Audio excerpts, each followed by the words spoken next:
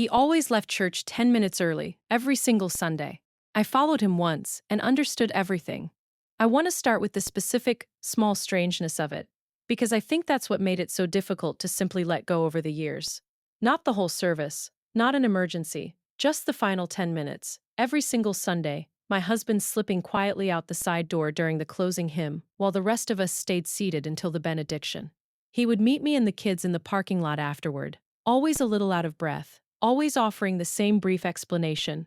Wanted to get ahead of the traffic. Hello, my name is Diane, and this is the story of the years I spent quietly wondering what my husband was doing during those missing 10 minutes every Sunday. And the morning I finally followed him and discovered that the answer had nothing to do with traffic at all, and everything to do with the kind of quiet devotion I never once suspected he was capable of keeping so completely to himself. This isn't a story about deception in any painful sense. This is a story about a woman named Ruth, a set of church steps that had grown treacherous with age, and the particular kind of grace that asks for absolutely nothing in return, not even the knowledge of the person it's protecting.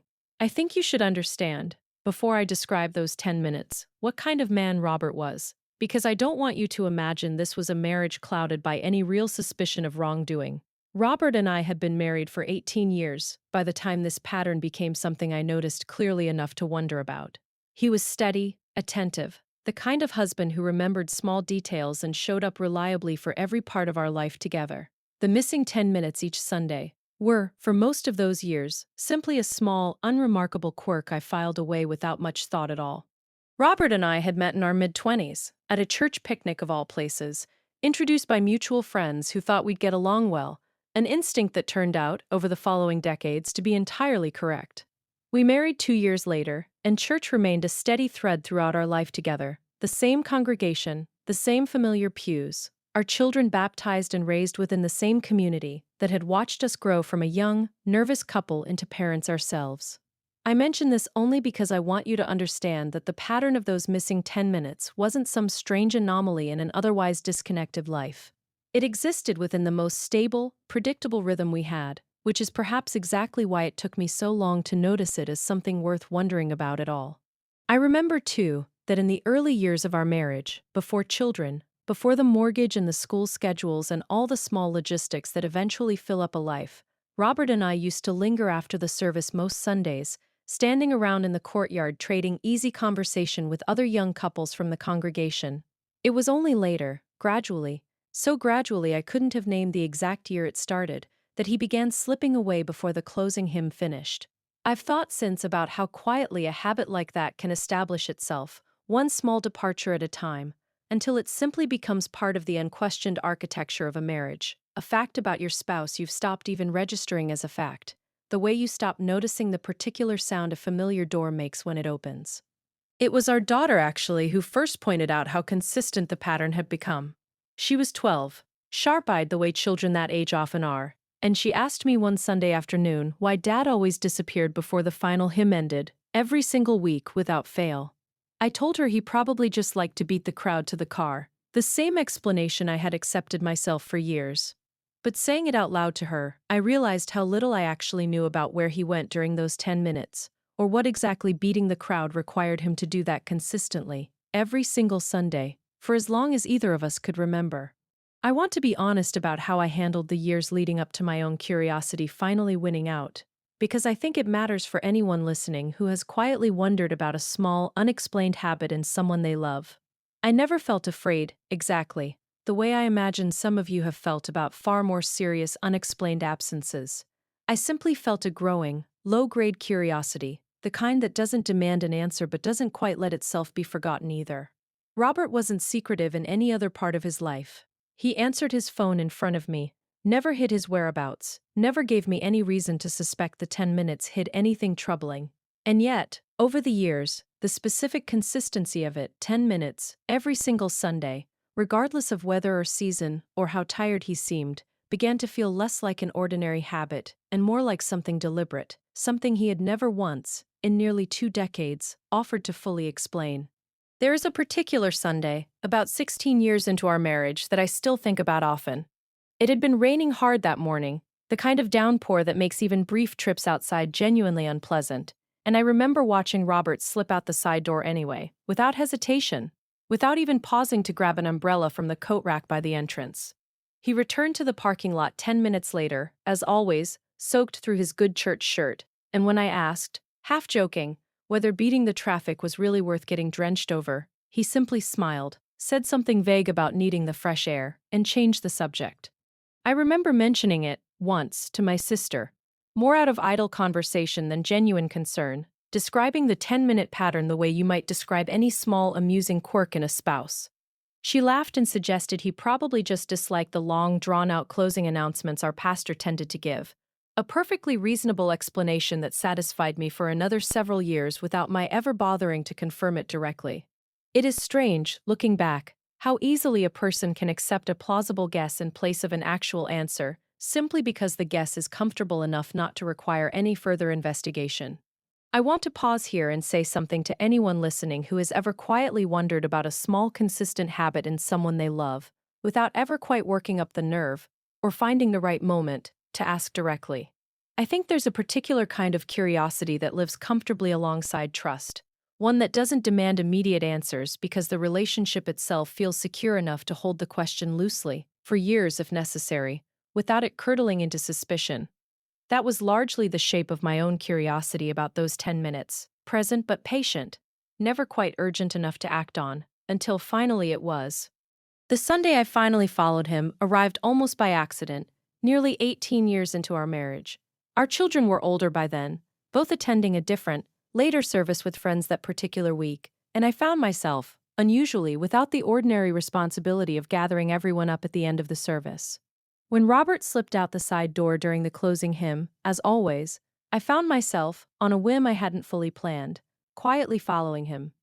I want to be honest that I felt slightly foolish doing it, a woman in her 40s trailing her own husband through a church hallway like something out of a spy film, uncertain what exactly I expected to find.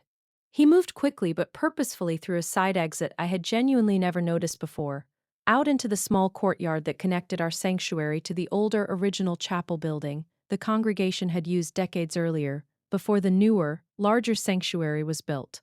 And there, waiting at the top of a set of steep, uneven stone steps, leading down from that older chapel, was a woman I recognized only vaguely, an elderly member of the congregation named Ruth Ashworth, who I knew attended the earlier, quieter service in that smaller chapel, the one favored by many of the older members who found the newer sanctuary's contemporary music a bit much for their taste. I remembered her, distantly, from a handful of church potlucks over the years, a sharp, dignified woman who always arrived beautifully dressed and rarely stayed long enough for extended conversation, though I had never once thought to wonder why, or how she managed the older building's notoriously difficult entrance on her own.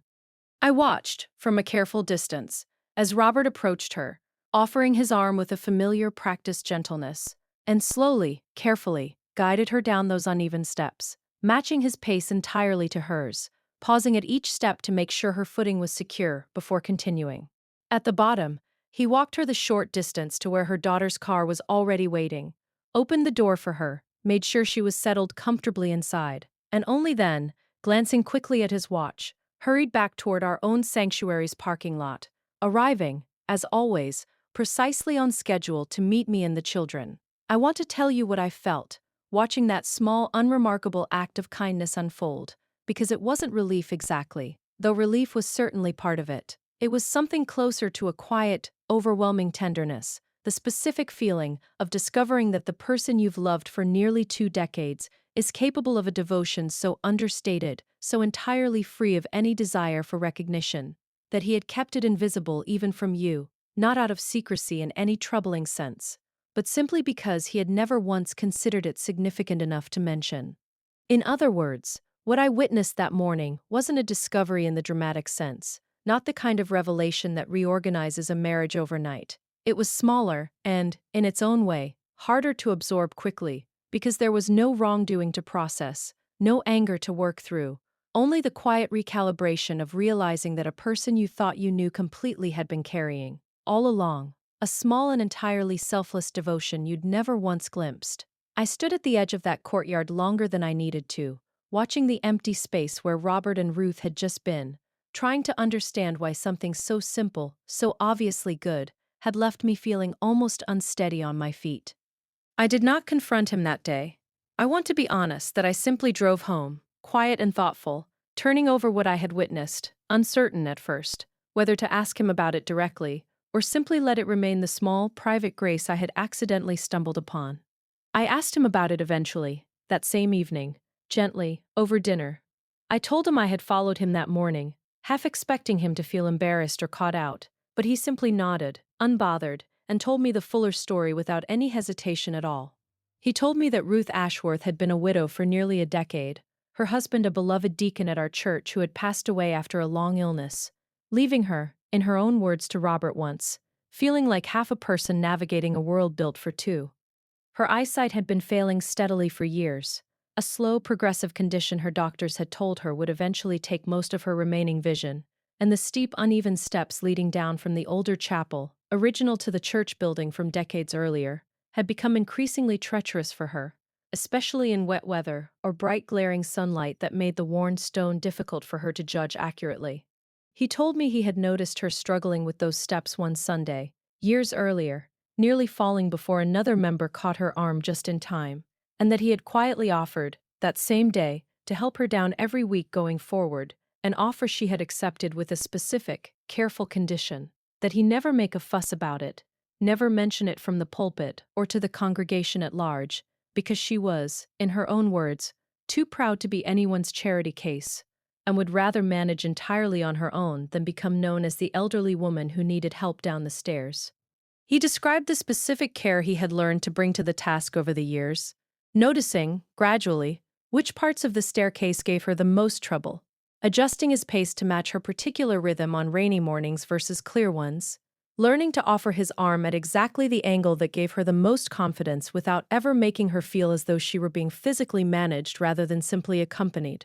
He told me it had become, over time, less a task he performed and more a small weekly ritual he genuinely looked forward to, the 10 minutes spent walking beside Ruth becoming, in their own quiet way, as meaningful to him as anything that happened during the service itself. Robert told me he had honored that condition completely, for years, telling no one, not even me, because Ruth had asked for privacy, and he had simply decided, without much internal debate, that her wish for dignity mattered more than any credit he might have received for the small kindness itself. He timed his own services closing him carefully enough over the years that he had learned exactly when to slip out, giving himself just enough time to reach the old chapel before Ruth's own shorter service ended, help her safely down the steps, see her off with her daughter, and return to our own sanctuary's parking lot before anyone in our family had reason to wonder where he'd gone. He told me, too, about a Sunday early in the arrangement when Ruth's own daughter had tried to insist she use a cane, and how upset Ruth had become at the suggestion, viewing it, in her own words, as a public announcement of frailty she wasn't ready to make. Robert had gently suggested, instead, that she simply take his arm each week, framing it not as assistance but as ordinary courtesy, the kind any gentleman might offer any lady leaving church, a framing that Ruth had accepted immediately and gratefully, understanding exactly what he was offering her, not charity, but dignity dressed in the language of ordinary politeness. I asked him, gently, why he had never told me, even privately, across nearly 2 decades of marriage. He told me it had simply never occurred to him as something requiring an explanation. It was, to him, a small, ordinary act of care, no more significant, in his own mind, than holding a door open, or carrying in the groceries, and drawing attention to it, even to his own wife, had always felt, to him, like it would somehow cheapen the very privacy Ruth had specifically asked him to protect. I sat with him at our own kitchen table for a long while after he finished explaining, turning the whole picture over in my mind, 18 years of a small, unremarkable mystery, finally resolving into something so simple and so quietly beautiful that I found myself almost embarrassed by how much time I had spent, off and on, privately wondering about it. I thought about every offhand joke I'd made over the years about him avoiding traffic, every half-serious guess my sister and I had traded about long-winded closing announcements, and I felt a kind of tender amusement at how far those guesses had drifted from a truth so much gentler than anything either of us had imagined. I want to tell you what happened after that conversation, because I think the ending matters as much as the years of gentle, unspoken curiosity that came before it. I did not feel, learning the truth, any lingering frustration about the years of vague explanations. I felt instead a deep and growing admiration for a man capable of a devotion so quiet it had never once sought its own reward, not even the small reward of his own wife's knowledge and praise. I asked him if I could meet Ruth properly, and he arranged it the following week, introducing me after the earlier service as simply my wife, Diane. Ruth, sharp and warm despite her failing eyesight, held my hands for a long moment and told me, with a small knowing smile, that she had wondered for years whether Robert had ever told his family about their little arrangement, and seemed genuinely pleased, in her own understated way, that he had finally been permitted to share it. We stood together in that small courtyard for nearly 20 minutes that morning, far longer than Robert's usual 10, and Ruth told me stories about her late husband, a gentle, soft-spoken deacon named Walter, who had served the congregation for over 30 years before his illness took him. She told me about the early mornings he used to spend unlocking the old chapel doors before anyone else arrived, about the specific, unhurried way he used to greet every single person by name as they entered, and about how, in the years since his death, those same worn stone steps had come to feel, to her, like the last physical trace of the life they had built together inside that building.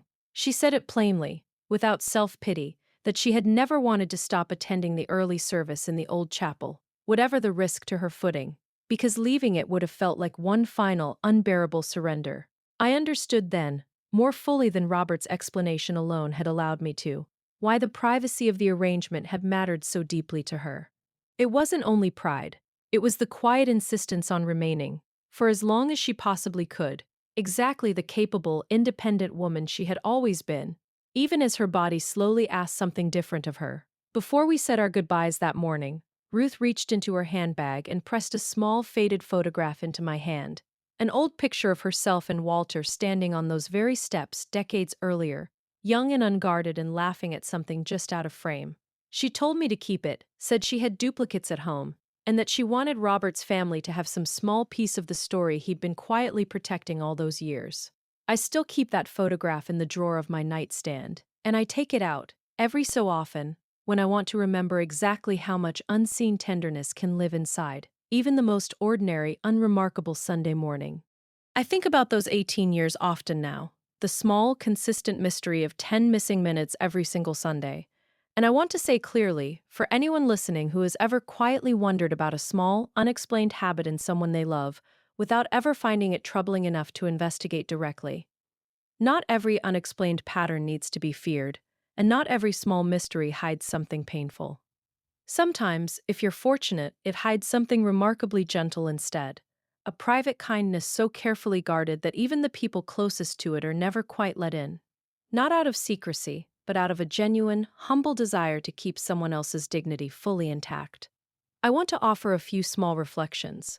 For anyone listening who recognizes their own version of this story, some quiet, consistent habit in someone they love that has never quite been fully explained. Consider that not every unanswered question in a marriage needs to be treated as evidence of something troubling. Some questions can simply be held loosely, with patience and trust, for as long as it takes for the answer to naturally reveal itself. Understand that some of the deepest kindnesses a person offers are the ones they never think to mention. Not because they're hiding anything, but because true generosity, at its best, rarely occurs to the person practicing it as something remarkable enough to require an explanation. Give yourself permission to be curious without being suspicious. There is a real difference between watching for signs of betrayal and simply wanting to understand more fully the person you've chosen to spend your life with. One comes from fear, the other from love, and learning to tell them apart, in your own heart, is one of the quieter skills a long marriage asks of you. Remember that privacy and secrecy are not the same thing. Robert's 10 minutes were never a secret in any troubling sense. They were simply private, honoring another person's specific, reasonable request in a way that required no explanation to anyone else at all. Recognize, too, that dignity is often the thing people guard most fiercely, even when the cost of guarding it is high. Ruth would rather have risked a fall on those old stone steps than be seen, publicly, as someone who needed help. Robert understood that instinctively and honored it without ever making her feel small for wanting it. That, in its own quiet way, is a form of love most of us rarely think to practice, the willingness to let someone keep their pride intact, even when helping them cost you something in silence.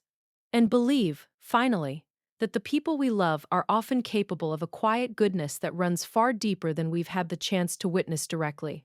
Sometimes it takes nothing more than a single curious Sunday, and the simple decision to follow rather than assume, to finally see the fuller shape of who they truly are. I think, too, about how easily this story could have gone differently if I had let my own idle guessing calcify into something harder over the years. If I had allowed a joke about traffic to slowly curdle into resentment simply because it had never been fully explained.